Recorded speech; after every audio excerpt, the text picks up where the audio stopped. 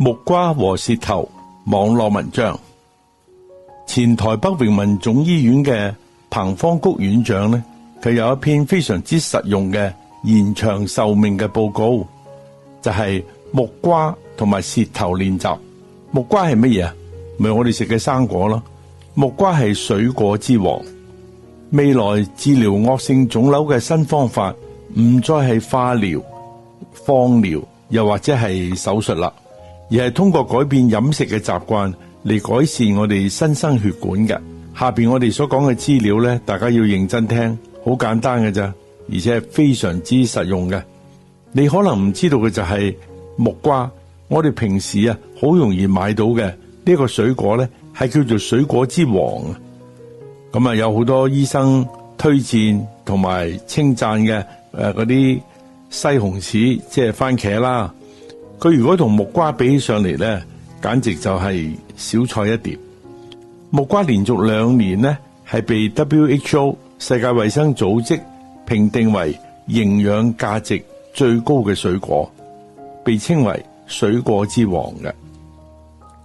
木瓜嘅營養價值係點嘅呢？咁大家小心聽住啦。1. 鈣，木瓜係蘋果嘅2倍。2. 維生素 C， 木瓜係蘋果嘅13倍，香蕉嘅7倍，西瓜嘅7倍，櫻桃嘅8倍，菠蘿嘅1.3倍。3.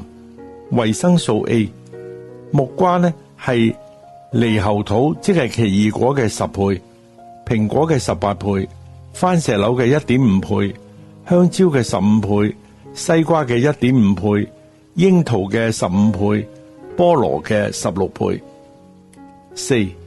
維生素 K， 木瓜係香蕉嘅5倍，西瓜嘅2.5倍，菠蘿嘅4倍。係咪好厲害咧？嗱，跟住咧，佢亦都係同護眼有關嘅，係保護我哋嘅眼睛噶。類胡蘿蔔素、番茄紅素、B 胡蘿蔔素、葉黃素同埋玉米黃素等咧，佢都係成分好高。木瓜比奇異果功效大好多好多倍嘅。蘋果、櫻桃、菠蘿、香蕉、番石榴都唔及得佢噶。以下有一個故事呢，係來自一個患者嘅真實嘅故事。佢話本人患咗癌症16年啦，我接受過化療，有啲醫生話俾我知食多啲木瓜就好噶啦，我真係照做啦。真係要感恩，希望更加多嘅人能夠從中受益嘅。仲有啊，以後你哋去旅遊嘅時候咧，如果你選擇水果作為禮物嘅，你可以帶木瓜。根據一位美國醫生講，佢話50歲之後啊，一個人可能係會經歷好多類型嘅疾病嘅，但係其實我哋最擔心嘅就係老年痴呆症。到時唔單止唔能夠照顧自己，佢仲會導致令到家人帶嚟非常之多嘅不便嘅。有一日，我個仔翻嚟屋企話俾我知，佢話佢有位朋友咧係博士嚟嘅，醫學博士，教咗佢一套使用舌頭嘅練習。舌頭嘅鍛煉呢係可以有效減少老年痴呆症嘅發作，亦都可以改善或者減少好多嘢㗎噃。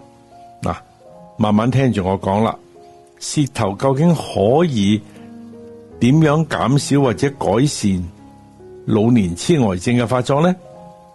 第一，佢可以幫助減少或者改善體重、高血壓、大腦中嘅血塊、哮喘、遠視、耳朵嗡嗡聲、喉嚨感染、肩頸感染、失眠。而佢嘅動作咧係非常之簡單而又容易學嘅。每日朝頭早，當你洗面照塊鏡嘅時候，你就跟住做以下嘅練習啦。嗱，你亦都可以聽住我講一路做噶吓。伸出嚟嘅舌頭，伸條脷出嚟啊，先向右，再向左移動10次。